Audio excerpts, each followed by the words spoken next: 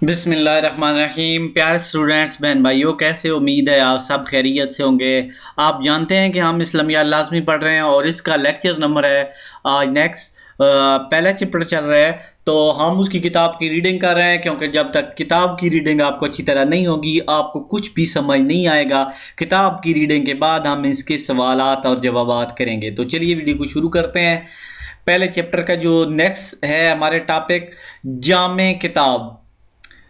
पहली आसमानी किताबों में कुछ किताबें सिर्फ अखलाकी तालीमात पर मुश्तमिल थीं, यानी जो पहले किताबें आई हैं उनमें जो कुछ किताबें थीं यानी तौरात, ज़बूर, उनमें सिर्फ अखलाक की तालीम थी।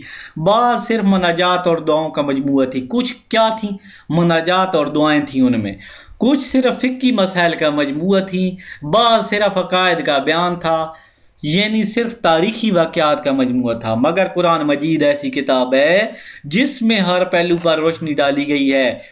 इसमें अकायद अमाल का बयान भी है, अखलाक और रूहानियत का दरस भी है, तारीखी वाक़यात भी है और मनाजात भी। गार्ज ये कि ऐसी किताब है जो ज़िंदगी के हर पहलू में रहनुमाई करती है। यानी पहले जो किताबें आई किसी में अखलाकी तालीमात थी, किसी में अकायद का बयान था, किसी में फ़िक्का का बयान था, किसी में कोई तारीखी वाक़यात था। लेकिन कुरान मजीद ऐसी किताब है जिसमें हर दौर के लोगों के लिए तालीमात है। छठी खसूसियत क्या है?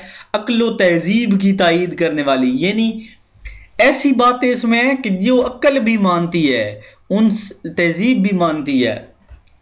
पहली आसमानी किताबों में बाज़ किताबें ऐसी बातों पर मुश्तमिल थी जो हकीकत के खिलाफ हैं, बल्कि बाज़ किताबों में इंतहाई नाशाइस्ता गैर अखलाकी बातें भी पाई जाती हैं। ज़ाहिर है ये बातें जेली हैं जो किसी ने अपनी तरफ से शामिल कर दी गई हैं। यानी जो पहले आसमानी किताबें उतरी थी उनमें बहुत गलत गलत बातें भी थीं। तो इसका मतलब ये नहीं कि वो बातें ऊपर से अल्लाह ताला ने भेजी थी, बल्कि वो बातें लोगों ने अपनी मर्जी से शामिल कर दी थी। जबकि कुरान मजीद में ऐसी बातें नहीं है, ऐसी बातों से पाक है। इसमें कोई ऐसी बात नहीं है जो खिलाकी अक्ल हो, जो खिलाफ अक्ल हो और जिसे तजर्बा और दलील से साबित हो। इसमें कोई गैर अखलाकी बात नहीं। इसने तमाम अंबिया का अदब व एहतराम सिखाया और सब के बारे में बताया कि वो नेक कुकार और परहेजगार लोग थे। इनकी शान के खिलाफ जितनी भी बातें कही गई हैं सब झूठ और खिलाफ वाक़या हैं। किताब एजाज मोइज़ा। कुरान मजीद फसाहत और बलाहत का शाकार है। यानी कुरान मजीद ऐसी किताब है कि जिन्नों इंसान सारी दुनिया मिल जाए कुरान मजीद की जैसी एक आयत नहीं बना सकते, जिसका मुकाबला करने से अरब व अजम के तमाम फसीह व बलीग लोग आजिज थे।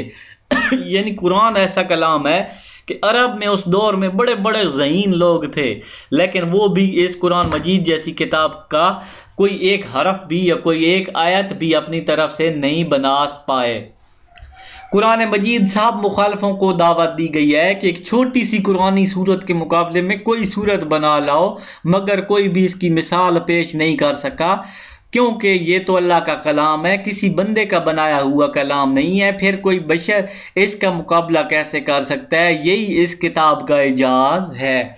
तो इंशाल्लाह नेक्स्ट वीडियो में अकीदा आखिरत पढ़ेंगे। तो यहाँ पे ऊपर वाली बात का मतलब है कि कुरान के मुकाबले में कोई बंदा आयत नहीं ला सकता। ठीक हो? कैसी के साथ इजाज़त चाहूँगा। अल्लाह हाफिज़। अल्लाह ताला आप सबको कामयाब करे।